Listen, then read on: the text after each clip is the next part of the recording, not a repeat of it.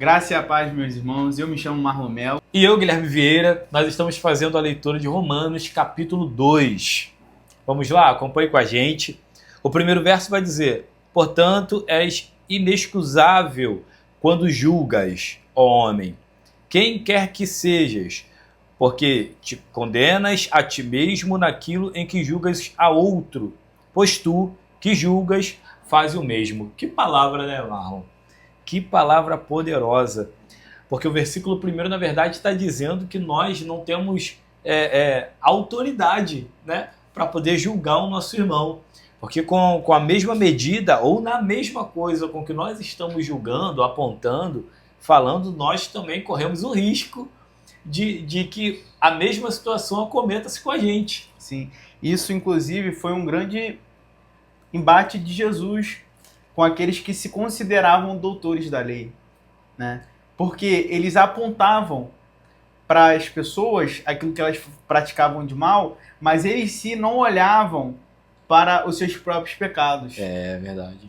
Então a gente precisa ter muito cuidado a forma que nós temos olhado para os nossos irmãos, que às vezes erram ou pecam em alguma coisa. Será que você tem cuidado das suas práticas para depois você pensar em apontar ou direcionar algum irmão? Até porque, Marlon, o que acontece no Evangelho é algo muito simples. O Evangelho não é para derrubar ninguém, não é para difamar ninguém, não é para apontar ninguém. Pelo contrário, o Evangelho é para erguer, é para estruturar, é para forjar, para orientar, para levantar. Então, se a gente perde tempo apontando, acusando, falando, difamando os erros ou alguém, o Evangelho não evolui. Sim. A igreja, o reino de Deus não cresce, não avança. E algo que diz aqui no versículo 4, que é algo chave para isso. Ou será que você despreza as riquezas da bondade, da tolerância e da paciência dele? Aqui no caso está falando de Deus, né? Quando a gente se preocupa em ficar apontando ou julgando o nosso irmão, nós esquecemos desses atributos de Deus que nós recebemos. E como nós recebemos, nós também devemos entregar aos nossos irmãos. É a paciência, né? É a bondade, é o perdão, né? É a reconciliação. A gente esquece daquilo que é eterno, né? Quando a gente se apega à vontade de Deus, primeiro passo, nós já sabemos, descobrimos que através do Evangelho nós não somos criaturas terrenas. Sim. Então a nossa função é fazer com que alguém entenda o mesmo processo que nós entendemos, salvo pela graça. Sim. Entendeu? Uma vez que a graça alcança a gente, nós temos que compartilhar aquilo que é de graça, aquilo que nos foi confiado, aquilo que nos foi dado, que é o que está escrito aqui no versículo 4. Né? Agora a leitura, versículo 7. A saber, a vida eterna aos que com perseverança em fazer bem procuram glória e honra e incorrupção, ou andam nos caminhos retos. Isso aqui é perfeito, porque aquele que procura o que é correto, o que é espiritual, não perde tempo, né, mano? Sim. A grande verdade é essa. E dando continuidade à leitura, olha o que diz no versículo 8.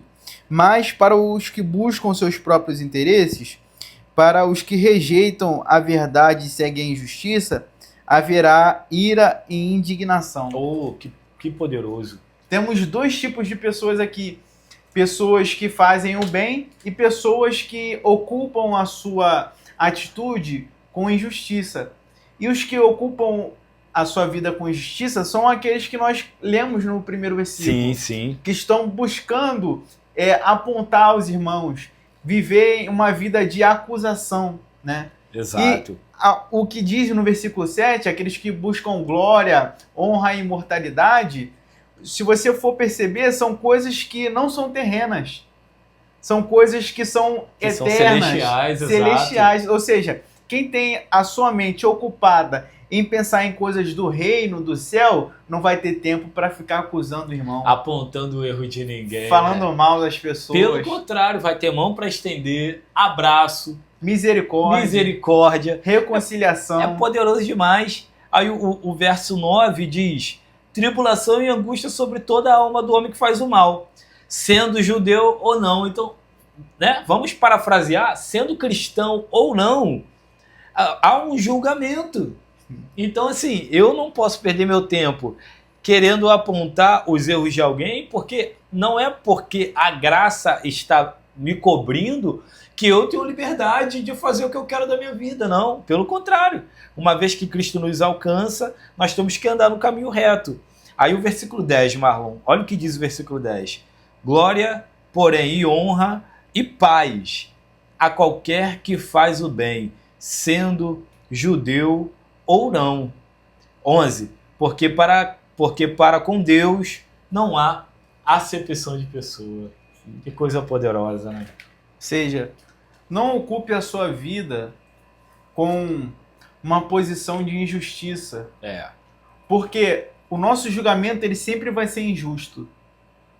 O único que faz um julgamento justo é Deus. Que é o justo juiz. Sim, porque nós julgamos a aparência, aquilo que está externo, e Deus ele não só julga isso, porque a aparência muitas vezes nos enganam. Mas Deus ele sonda o coração. Então o julgamento dele sim é justo. Então nós precisamos nos preocupar. Quais tipos de atitude nós temos tido? Atitudes de justiça, que tem a ver com retidão, que tem a ver com perdão, longanimidade, ou com atitudes de injustiça?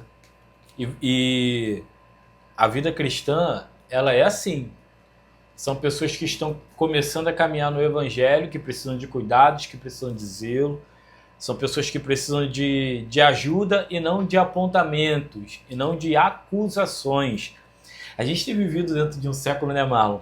Onde as piores doenças têm sido doenças psíquicas e tem tomado conta da mente das pessoas. Então, quanto mais o evangelho for liberado para que vidas sejam alcançadas e mudadas, melhor. Estenda a sua mão para abraçar e cuidar. É mais poderoso do que apontar a vida de alguém. Que a justiça de Deus possa ser algo que habite e abunde em nossos corações. Deus abençoe.